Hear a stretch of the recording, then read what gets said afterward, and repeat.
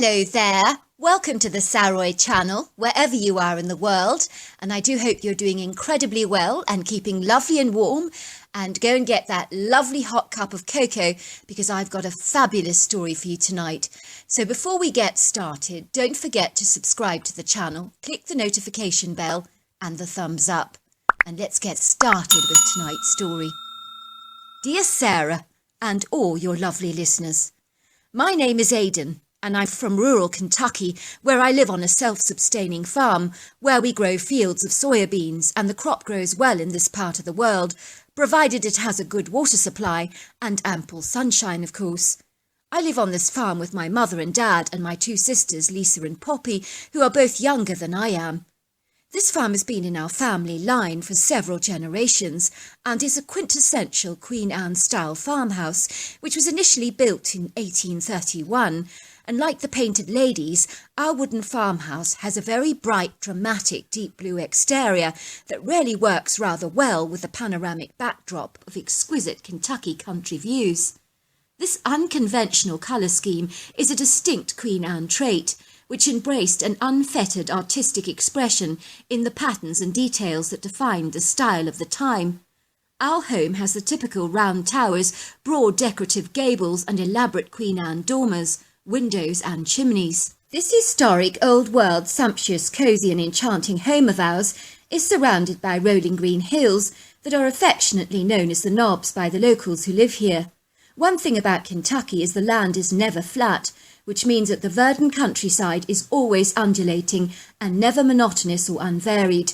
To access our property, you drive up a long, windy dirt driveway lined with turf, and you pass a scattering of pretty trees that are sumptuously dotted throughout the valley with bushy heads of abundant green leaves.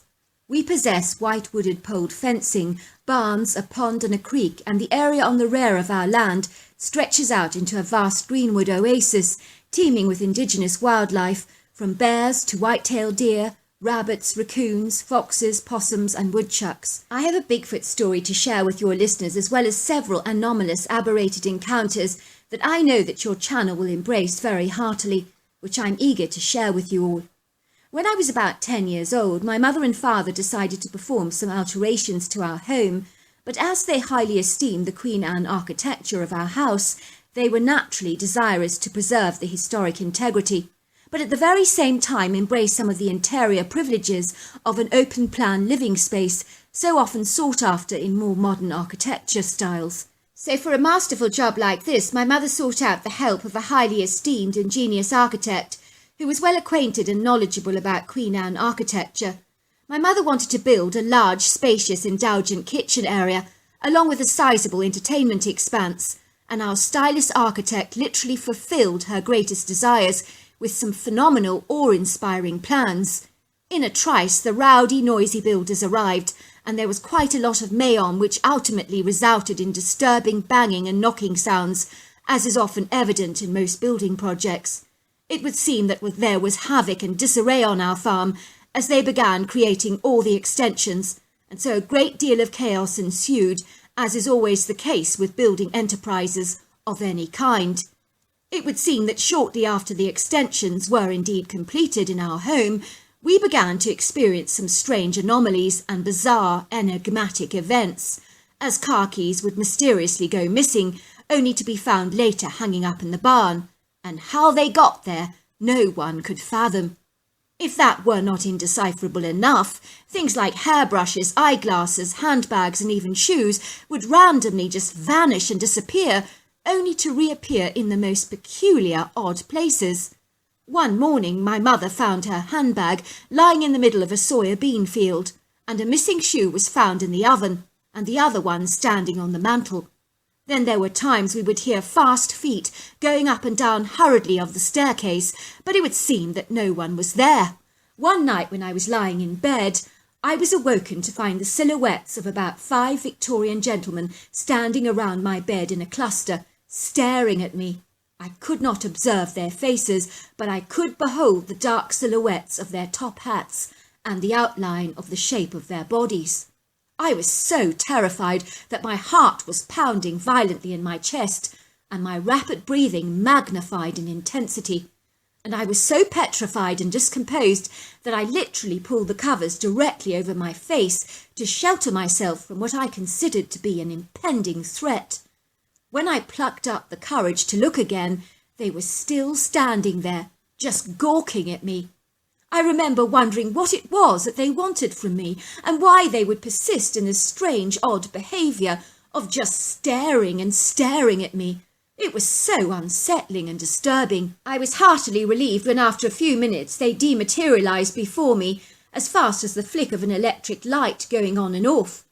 This baffling, disturbing, erroneous event happened to me on multiple occasions, and my parents were not desperately empathetic towards my plight. When I did tell my mother what was happening to me, I observed that she would tell me that it was all my fertile imagination playing tricks with me, and that there was no such thing as ghosts. I wanted to believe her, but I was seeing these entities on a regular basis, and it was very discomposing, distressing and bewildering, and was most certainly not due to an active imagination on my part. My mother is a no-nonsense, very mathematical kind of woman who bases everything on science and math, and on things you physically can see. She has no time to contemplate airy-fairy stuff that she boldly ascertains is all stuff and nonsense, and belongs on the pages of pulp fiction. Despite the peculiar goings-on in our home, my mother emphatically believed there was a rational explanation for absolutely everything, although I must admit she never did quite understand how her handbag ended up in the middle of a soya-bean field. As for my father, he was always very easy-going and laid back, and nothing ever frazed him. If he discerned something strange, he did not rarely give it a second thought, because he was so focused on the everyday practicalities of running the farm. My two sisters, who are considerably younger than I was at the time, talked about an eccentric, stylish Victorian gentleman in the house who wore a very big black hat and looked incredibly important. They said he would visit and play with them regularly. You could hear them talking to him incessantly, yabbering away all the time. "Yes, Mr. Barrows," they would say. "Would you like some tea, Mr. Barrows? Sit over there, Mr. Barrows." Day in and day out they'd talk incessantly about Mr. Burrows, and my mother grew very tired of their constant ramblings in regards to their invisible friend. Well, that's what she assumed he was. My sisters proclaimed that this kindly elderly gentleman would always play with them when they were making up tea parties for their dolls. My mother thought she had raised children with heightened imaginations, but little did she realise that that was indeed far from the truth. All these years later, my sisters remember their visits from Mr. Burrows, whom they told my mother had a young 6-year-old daughter that had died of pneumonia in 1839. Imagine my mother's shock when she was to discover that there was indeed a Mr. Burrows' name literally registered on the deeds of our home, and she discovered he had a daughter that actually died of pneumonia in 1839. How could my sisters have known about that?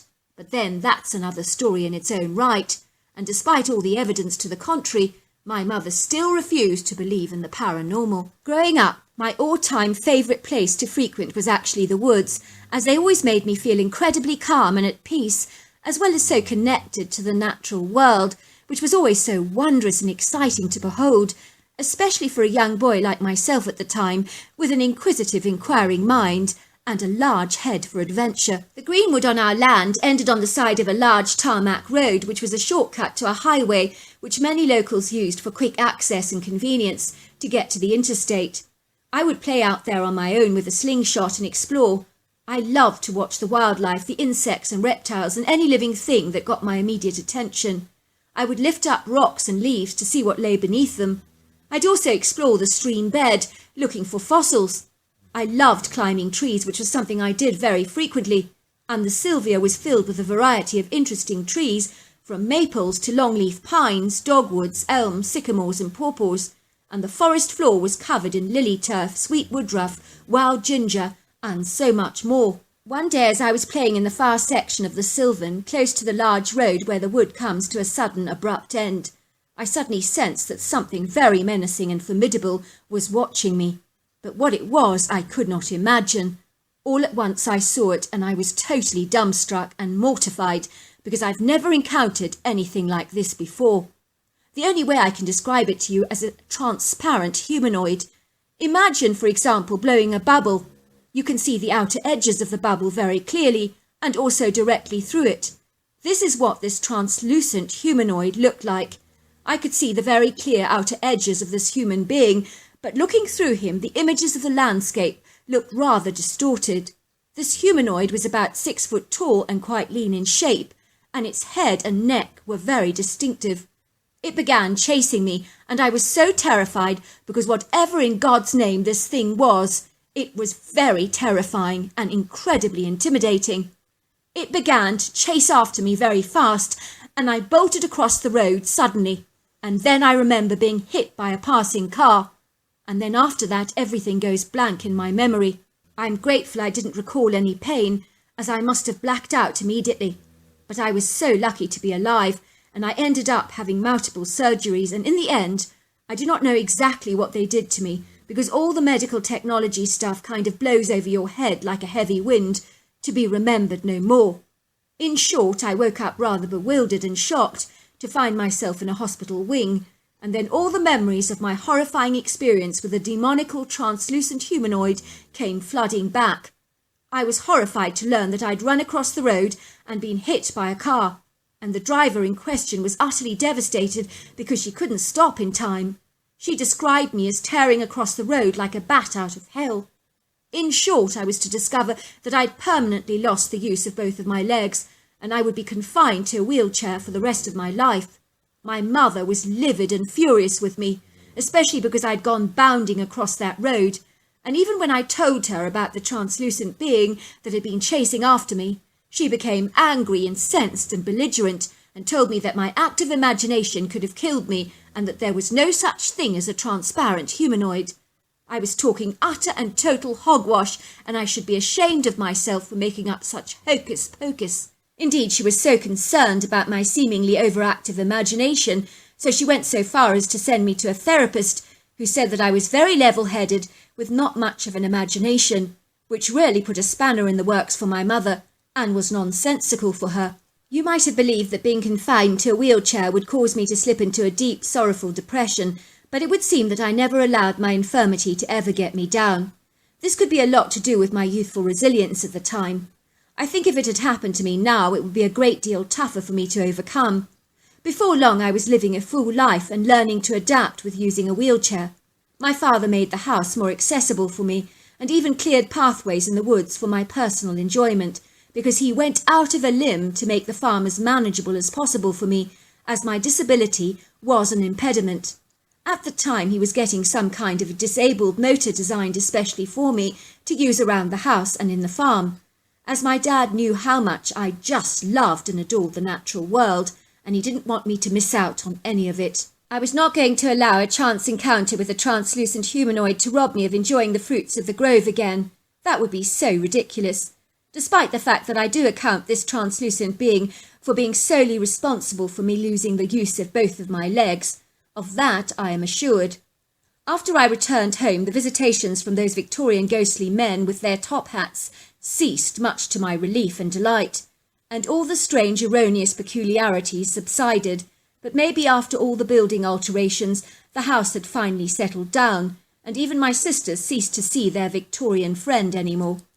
One day 2 of my cousins, Stephen and Cooper, came to stay on our farm during the autumn, as their aunt and uncle had gone to Germany to stay with relatives for a couple of weeks. Both my cousins were from Houston in Texas, and they loved coming to visit our little Kentucky farm. One day, as my cousins were taking me into the greenwoods by pushing my wheelchair along the cleared pathways, we were having a wonderful time together. My cousins would lift up rocks, and we would study what lay beneath them, and would watch squirrels darting up the trees, and also listen to the pretty bird song, and try to replicate their calls, with very little success, of course. Cooper was the one pushing my wheelchair. There was a gentle breeze blowing that morning, allowing the gold autumn leaves from some of the oak trees to cascade on the ground and rustle with the wind. Suddenly everything became eerily quiet, and I became quite unsettled for a moment. It was almost like the air was saturated with a sense of foreboding, and I sensed that something quite terrible was about to happen, but what I could not imagine. All of a sudden we could hear the sound of a tree being pushed over and falling to the ground with a mighty thud. And then there was a knocking sound as well as a rustling sound of leaves that were being crunched beneath very heavy feet, as they moved ever forward. Whatever was moving around in that thicket had to be utterly enormous. "What the heck is that?" asked Cooper, looking at me as if he thought I'd have all the answers for him. "You know the woods," he persisted. "What is that?" I shrugged my shoulders. "Maybe a rotten tree fell over," I suggested rather lamely. "In this gentle breeze," said Cooper, looking incredibly doubtful. "Surely not." "Look," said Stephen suddenly. "I saw something over there. It was moving." We looked in the direction where Stephen was pointing, but saw absolutely nothing. "There is nothing there," Stephen snapped Cooper. "Stop trying to scare us." "It's not funny, Stephen." "I'm telling you, I saw something," insisted Steve. "I really wasn't making it up." "Look, there it is again," he said. "Over there." At first, all I could see was a tree swaying as if something was pushing it backwards and forwards with deliberate intent. I could also discern between the tree line a rather dark, shadowy form of something very, very big, hefty and brawly. We beheld a hazy silhouette of a dark gargantuan mass moving between the trees, and we could feel the mysterious critter's predacious and predatory gaze on us, making us feel like vulnerable mice beneath the sharp, piercing eyes of a very discerning, marauding owl that was about to plunder and pounce on us at any given moment. The question was, which one of us was on the menu today? I knew that I was easy pickings because I couldn't walk. I was beginning to feel an impending sense of dread as memories of my former petrifying encounter with the translucent humanoid came racing back into my mind like a Lamborghini on full throttle. I could feel that dreadful, dull, familiar ache of foreboding coursing through my veins as my heart began to pound in my chest at an alarmingly fast rate. "What the heck is that?" said Cooper again, his eyes growing as round as saucers. "It's built like a tank, whatever it is."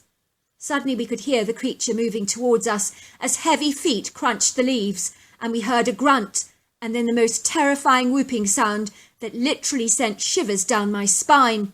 "He's coming!" cried Cooper, turning my wheelchair around as quickly as he could to run with me seated in the chair, which is a challenge at the very best of times. Suddenly the creature came tearing towards us like a rhino charging through the thicket, and as Cooper pushed my wheelchair, he lost his balance and coordination in his terror. He must have pushed my wheelchair over the edge of the path, where it toppled over and I was flung down the slight hilly elevation, only to land on a soft patch of undergrowth below. Fortunately, the forest underbrush seemingly supported my weight, rather like a mattress. Using the strength of my arm and upper torso, I cautiously slid my body towards a tree trunk to balance my back against the trunk for support. I was grateful that I had not been hurt, and I was no worse for wear. I could hear Cooper and Stephen screaming at the top of their lungs and sprinting away from the sylvan as fast as they could, with the animal running behind them. But then the critter turned around and retreated back to the grove. In that moment I knew without a shadow of a doubt that I was the mouse that didn't get away. I watched this huge colossal being bounding down the slight hilly elevation towards me with powerful, strong, tree-trunk-sized legs that were literally bent at the knees. I was so terrified I squeezed my eyes as tightly as I could, waiting for that harrowing blow to end my life. It would all be over very soon, and it was now out of my control to do anything about it now. People often ask what it feels like in the instant before you believe you're going to die. I can assure you that I've come to realise that the human spirit is far tougher than we give it credit for. You see, as I was certain I was about to pass away, it would seem a huge sense of peaceful repose, serenity and acceptance literally washed over me like a soft, gentle tide that embraces your feet with its cool, refreshing water. I'm pretty certain this happens to everybody in life and death scenarios, which is comforting to know concerning our loved ones, should they pass away suddenly in an unforeseen, fortuitous accident, which I hope never happens. As I waited, nothing transpired, and I quickly opened my eyes to see the monstrous beast just staring at me and regarding me intently with his big eyes. But he wasn't behaving like a creature that actually wanted to kill me, but rather like someone that wanted to play with me instead. Now that wasn't what I was expecting at all. I was utterly astounded that something this terrifying to look at, that could make a noise worse than a lion's roar, could appear so playful and congenial. I suddenly realised I was definitely staring at a Bigfoot. There has been so much TV coverage about Sasquatch over the years, and there were people all over North America desirous of an encounter, and this hairy humanoid was standing only yards away from me. I studied the critter intently, trying to memorize every detail of its biology so that I would never ever forget it.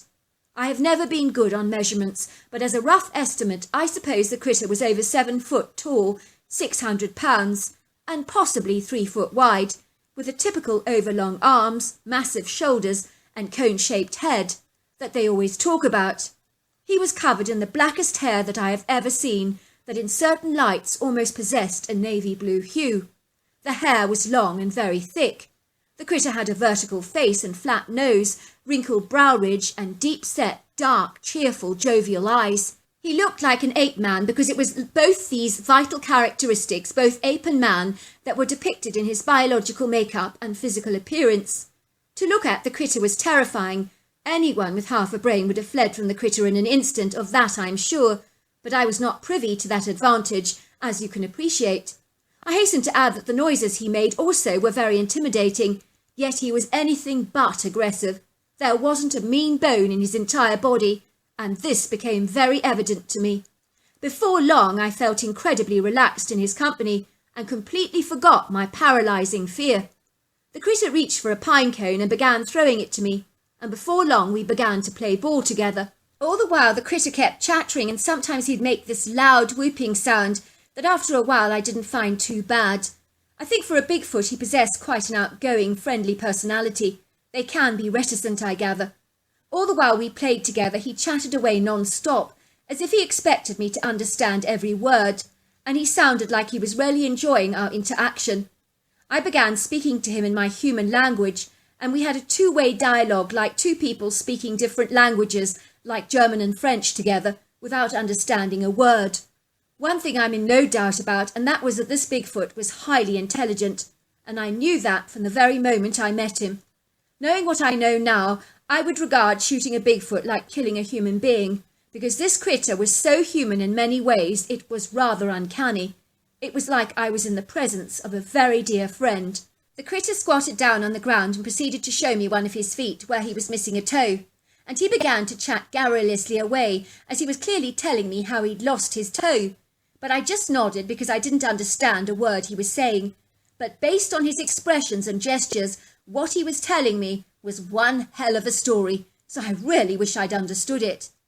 I discerned that his feet were really rather enormous, but they were padded with very strong skin that you see on your cat's paws at the bottom, or a predator in the wild like a lion or a tiger. Very tough skin indeed.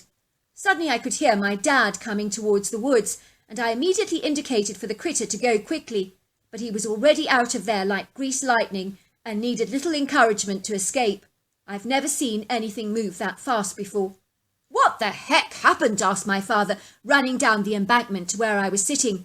"Your cousin said a monster was chasing you, and that you fell over." "Monster?" I laughed. "I can't imagine what they're talking about. I think there was a black bear loitering around, but he was startled by something, that's all. You know how skittish they can be." "That's the problem with city boys," said my dad. "They're so quick to overreact. If they see a mouse, it's a lion. A bat, it's a vulture. A lizard, and it's a crocodile." We laughed as my dad picked me up and replaced me into the wheelchair. "City boys," he joked. "They've a lot to learn about the country and how things pan out around here." "I thought you were a goner," said Cooper, racing towards me. "I know I shouldn't have left you stranded there, but I was so frightened I couldn't stay. I thought the creature was going to kill us. Did you see the monster? Steve thinks it could have been a Bigfoot that we saw." "What are you talking about?" I said. "What monster? There was no monster. It was just a bear." "Are you sure?" said Cooper. "I'm not sure you're right about that." "Very, very sure," I insisted. Cooper and Steve did not look convinced, but they never said another word.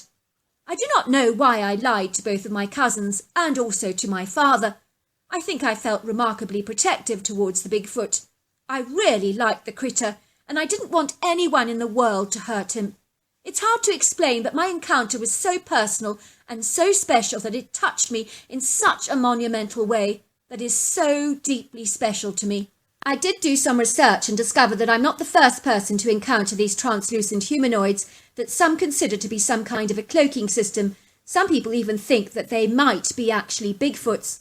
Whatever it was, I hope and pray that I never encounter it again. But as for the Bigfoot, I do hope to see him one day soon. So there you are. That's my story. Absolutely incredible. What an amazing story. And I have got a friend who had an encounter with one of those translucent humanoids, and it terrified her. She was absolutely terrified. Until next time, goodbye and good night.